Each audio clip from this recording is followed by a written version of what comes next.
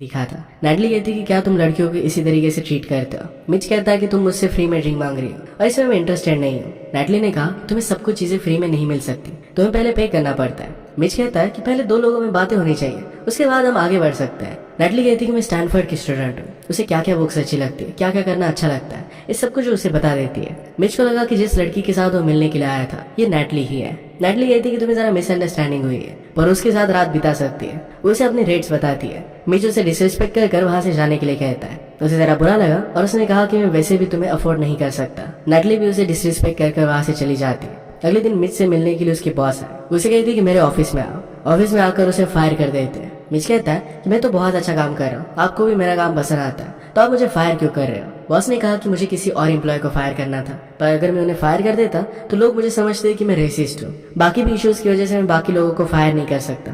तुम एक अच्छे एम्प्लॉय हो तो मुझे तुम्हें फायर करना पड़ेगा। इसके बाद मिच फिर चला जाता है। फिर से अपने ऐप को यूज कर एंटरटेनमेंट करता है। अगले दिन मेज अपने फ्रेंड से मिलने के लिए गया। फ्रेंड उसे समझाता है तुम्हें अपनी लाइफ को अपने कंट्रोल में लेना चाहिए, अब तुम्हारे पास जॉब भी नहीं है, तुम्हारी कोई गर्लफ्रेंड नहीं है, तुम इस तरीके से कमिटमेंट से भाग नहीं सकते। जिस लड़की के साथ तुम डेट पर गए थे, जिस लड़की के साथ मैंने डेट सेटअप की थी, बहुत ही अच्छी लड़की थी, शायद तुम्हें किसी हेल्प की जरूरत है। मिच उस पर गुस्सा हो जाता है, कहता है कि हम दोनों लंच के लिए जाने वाले थे, ये सब मुझे लेक्चर मत दो। मिच फिर जाकर अलग अलग जगह पर जॉब के लिए अप्लाई करता है, पर कहीं पर भी उसे जॉब नहीं मिलती। वो फिर फाइनल इंटरव्यू में आया। वहाँ की बॉस उसे कहती है कि तुम्हारा राइटिंग प्रोफाइल तो अच्छा है, पर आजकल तुम जैसे राइटर की हमें जरूरत नहीं है, कोई इंटरेस्टिंग आर्टिकल लिखने वाले लोग हमें चाहिए। मिच डिसअपॉइंटेड होकर वहां से जा रहा था, पर जाते जाते हो गया था कि आप जैसा कहोगे मैं वैसा आर्टिकल लिख सकता हूँ, आप मुझे एक चांस तो देकर देखो। बॉस फिर इस बात के लिए मान जाती है। ऑलरेडी दो लोग इस कंपटीशन में थे, तो मिच को भी ऐड कर लिया जाता है। मिच घर पर आया तो उसका लैंडलॉर्ड उस पर गुस्सा था। कहता है कि अगर तुमने नेक्स्ट वीक तक रेंट पे नहीं किया तो मैं तुम्हें यहाँ से निकाल दूंगा। इसके बाद मिच आर्टिकल पर रिसर्च करना स्टार्ट कर देता है।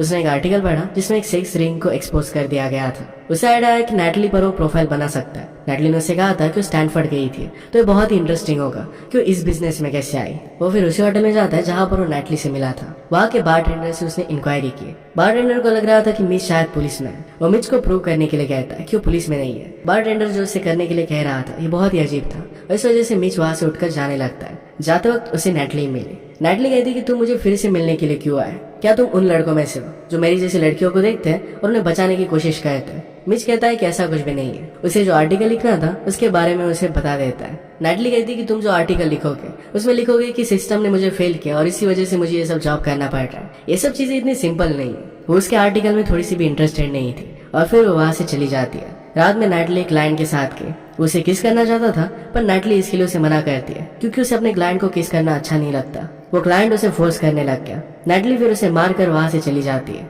वो बहुत ही डिस्टर्ब हो गई थी। जो भी हुआ था सब बात वो अपने रूममेट डाना को बताती है। डाना ने कहा कि तुम्हें अपने पिम के साथ मिलकर काम करना चाहिए। नैटली कहती कि वो मेरे आधे पैसे ले लेता है जो उसे अच्छा नहीं लगता। डाना ने कहा कि तुम्हें प्रोटेक्शन की जरूरत है। इस बात से नैटली एग्री करती है। उसे फिर एक आइडिया आता है कि न्यूज़पेपर आर्टिकल के लिए मिच उसे फॉलो करने वाला था, तो उसे एज अ प्रोटेक्शन वो यूज कर सकती है। उसे फिर कॉल कर अगले दिन वो मिलने के लिए बुला लेती है। वो दोनों फिर एक बहुत ही रिच हाउस पर गए। उन्हें वेलकम किया जाता है और वहाँ की लेडी कहती कि मेरा बेटा तुम्हारा वेट कर रहा है। मिच सरप्राइज हो जाता है। उसे पूछता है कि तुम यहाँ पर कर क्या रही हो।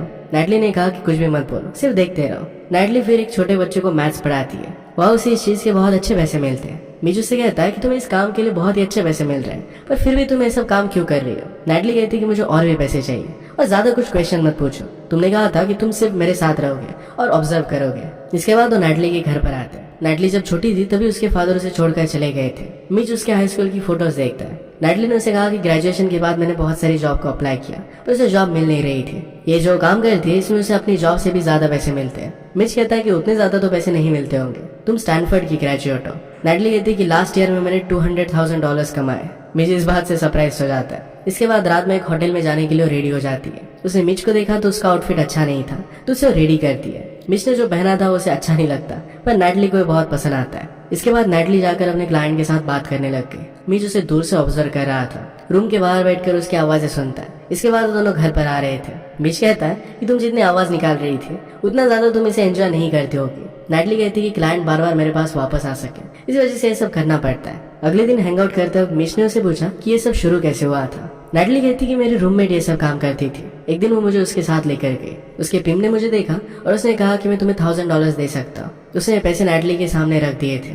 नैटली ने सोचा नहीं था कि वो कभी भी ऐसा काम करेगी, और पैसे देखने के बाद इसके लिए रेडी हो गई। उसके बाद से वो एक काम करने लग गई थी। आज रात में नैटली और मीच एक बार में आते हैं। वहाँ पर नैटली अपने क्लाइंट के साथ बात करने लग गई। वो क्लाइंट नैटली के साथ सही तरीके से बिहेव नहीं कर रहे थे। मीच इसे देखता है और नैटली को प्रोटेक्ट करने के लिए आ गया उन्हें धमका कर वहाँ से भगा देता है। मीच कहता है कि मुझे ये फिर से मत करने के लिए कहना, ये बहुत ही ज्यादा डेंजरस हो सकता है। नैटली कहती है कि मुझे प्रोटेक्ट करते हो, अगर तुमने एक्चुअल में किसी को मारा होता तुम्हारा आर्टिकल कितना इंटरेस्टिंग बन जाता। मीच को फिर उसके ऐप की नोटिफिकेशन आ जाती है। नैटली इसमें इंटरेस्टेड हो जाती है कि इतना मिस्टीरियस टेक्स्ट था क्या। वो फिर उसका चुपके से पीछा करने लग गए। मीच एक बार में जाता है और वहाँ पर एक लड़की के साथ वो इंटीमेट हो गया। नैटली देख रही थी। नैटली कहती कि मैं तुम्हारे बारे में भी जानना चाहती थी, इतना मिस्टीरियस टेक्स्ट आखिर था क्या। नैटली ने पूछा कि क्या तुम्हें हमेशा करते हो, तो मीच उसे सच बताता है कि हमेशा ये सब वो ट्राई करता रहता है। नैटली पूछती कि कोई डिसीज हो जाए या इसके लिए तुम डरते नहीं। मीच एक्चुअल में इसके लिए डरता था और हमेशा टेस्ट करता रहता था। नैटली भी हमेशा टेस्ट किया करती थी और इसका एक्सपीरियंस वो एक दूसरे के साथ शेयर करते हैं। दोनों बहुत सारी बातें करते हैं और उनमें बॉन्डिंग होती है। अगले दिन मीच अपने फ्रेंड से मिलने के लिए गया।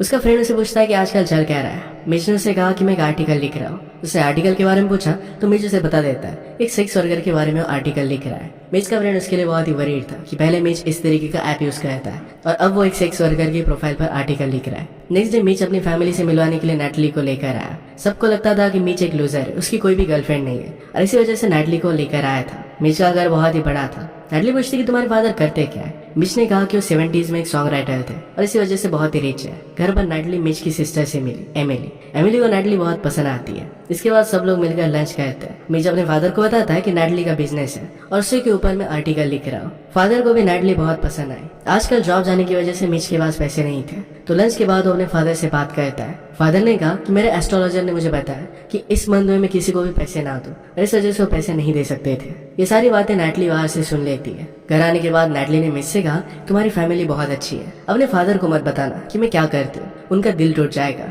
हैंग आउट करते वक्त मीच फिर से नैटली से पूछता है कि क्या इकोनॉमी इतनी खराब है कि तुम्हें ये सब करना पड़ रहा है। नैटली कहती है कि जब मैं कॉलेज में थी तो मेरी बहुत सारी रिलेशनशिप थे। मैंने भी मेरी रिलेशनशिप्स पर आर्टिकल लिखा था। ये आर्टिकल किसी न्यूज़पेपर एडिटर को पसंद आ गया था और उसने पब्लिश कर दिया था। वो वायरल हो गया और इस वजह से नैटली की बहुत बदनामी हुई। अगर उसका नाम कोई भी सर्च करता है तो वही आर्टिकल आता है और इसी वजह से उसे कोई भी जॉब नहीं मिलती। कॉलेज खत्म होने के बाद फिर बिना जॉब के वो रह नहीं सकती थी और इसी वजह से ये सब काम करना उसने स्टार्ट कर दिया था। मिच को उसकी सिस्टर का कॉल आता है। सिस्टर एक पार्टी में गई थी और एक लड़की ने उसे बुली किया था। मिच और नैटली फिर वहां पर पहुंच जाते हैं। नैटली इस बात से बहुत गुस्सा हो जाती है। वो कहती है कि उस लड़की से मैं बात कर आती हूँ। उसने डोर पर नॉक किया और एक छोटी सी लड़की बाहर आई। नैटली उस छोटी लड़की को ही बहुत कुछ बोल देती है। एमिली ने रियलाइज किया कि वो रॉन्ग हाउस पर आ गए हैं। अंदर से उस छोटी लड़की के फादर उन्हें मारने के लिए भागते हैं। पहले सब लोग वहां से भाग गए। रात में घर आकर सब लोग मूवी देखते हैं। आज नैटली और मिच ने बहुत ही अच्छा सा टाइम एक दूसरे के साथ स्पेंड किया था। वो दोनों एक दूसरे के करीब आ गए और इंटीमेट हो जाते हैं। अगले दिन इसके बारे में कुछ भी बात नहीं करते। जाते हुए नैटली मिच को एक एनवेलप देती है जिसमें कुछ पैसे थे। उसने कहा कि तुम्हारे डैड के साथ तुम्हारी जो बात हुई थी इसके बारे में मैंने सुन लिया था, इन पैसों से तुम्हें जरा हेल्प हो जाएगी, बाद में इसे तुम मुझे लौटा सकते हो। मिच फिर से एक लड़की को अपने ऐप से घर पर बुला लेता है पर उसके साथ वो इंटीमेट नहीं हो पाता। उसे ये चीज करना गलत लगता है। नैटली अपने टेस्ट कराने के लिए हॉस्पिटल में गई हुई थी। उसे वहां पर जरा डर लगता था तो मिच भी उसके साथ आ गया। दोनों के बीच में एक अच्छा मोमेंट शेयर होता है। नेक्स्ट सीन में मिच फिर से अपने फ्रेंड के साथ हैंग आउट कर रहा था। उसका फ्रेंड पूछता है क्या तुम नैटली को डेट कर रहे हो। मिच को लगता है कि उसे जज कर रहा है तो जरा गुस्सा हो जाता है। फ्रेंड ने कहा कि ये सब करना डेंजरस है और इसी वजह से मैं बोल रहा था। अगले दिन में नैटली अपने जॉब पर मिच को अपने साथ लेकर आती है। नेक्स्ट डे मिच अपने घर पर आता है तो उसके घर पर उसके फादर, नेबर, उसकी सिस्टर सब लोग थे। उसके फ्रेंड ने मीटिंग अरेंज की थी। उन्हें लगता है कि जिस तरीके से मिच अपनी लाइफ जी रहा है वो सही नहीं है और उससे बात करना चाहते थे। मिच इसमें इंटरेस्टेड नहीं था और उन पर ही गुस्सा होकर वहां से चला जाता है। रात में नैटली और मिच साथ में थे।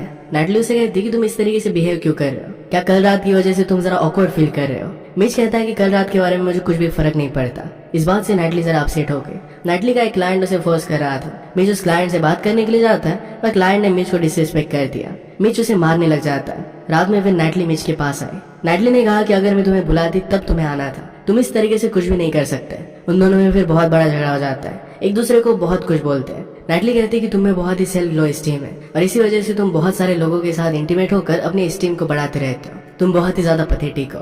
नैटली भी जो करती है इसके लिए मिच उसे बहुत बुरा कहता है। जिनके लिए मिच आर्टिकल लिख रहा था उनसे वो बात करने के लिए आता है। कहता है कि मैं अब आर्टिकल नहीं लिखना चाहता। बॉस ने कहा कि लास्ट टाइम जब मैं तुमसे मिली थी तो तुम तो बहुत ही एक्साइटेड थे। मिच कहता है कि मुझे अब भी ये जॉब चाहिए पर वो आर्टिकल में अब लिख नहीं सकता। बॉस ने कहा कि तुम एक जर्नलिस्ट हो, तुम्हारा काम है लिखना, अगर तुम ये नहीं कर रहे तो अपनी लाइफ वेस्ट करोगे। रात में नैटली जब अपने क्लाइंट के साथ थी तो मिच वहां पर पहुंच जाता है। मिच उसे कहता है कि तुम्हें कभी भी प्रोटेक्शन की जरूरत नहीं थी, तुम सिर्फ जरा लोनली थी। वो उसे लाइक करने लग गया था और उसके साथ रहना चाहता था। नेटली उसे कुछ भी नहीं कहती और वहां से जाने के लिए कहती है। इसके बाद नेटली ने MBA के कॉलेजेस के लिए अप्लाई करना स्टार्ट कर दिया। हर कॉलेज में जहाँ पर भी उसका नाम सर्च किया जाता था तो आर्टिकल जो आते थे और इस वजह से नेटली को वहाँ पर एडमिशन नहीं मिलती थी। इस बार जिस कॉलेज में अप्लाई करती है वहाँ पर उसे एक्सेप्ट कर लिया जाता है। वो समझ सकते थे कि इंटरनेट की वजह से लड़कियों को कितना बदनाम किया जाता है। उन्हें नेटली की पूरी स्टोरी अब पता थी क्योंकि मिच ने उसके ऊपर आर्टिकल लिखा हुआ था और उसे वहाँ पर एडमिशन मिल गई थी। जाकर ये आर्टिकल नेटली पढ़ती है। मिच अपने फैमिली के पास आया हुआ था, अपने फादर से बात करता है और वो अच्छा टाइम स्पेंड करते हैं। इसके बाद नेटली डायरेक्टली वहां पर पहुंच गई। नेटली उसे कहती है तुमने इस आर्टिकल में जो भी लिखा है वो झूठ है। तुमने लिखा है कि मैं प्यार पर बिलीव नहीं करती क्योंकि बहुत सारे हस्बैंड को वाइफ पर चीट करते हुए मैंने देखा हुआ है। मैं सचमुच में प्यार पर बिलीव नहीं करती थी जब तक मैं तुमसे नहीं मिली। तुमसे मिलने के बाद मैंने जो फील किया ये कभी भी मैंने फील नहीं किया था। मिच कहता है कि बात अच्छी है और वो कुछ भी नहीं कह रहा था। नेटली फिर वहां से जाने लग गई। मिच रियलाइज करता है कि वो अब भी उसे प्यार करता है। उसके पीछे आ गया और उसे किस कर लेता।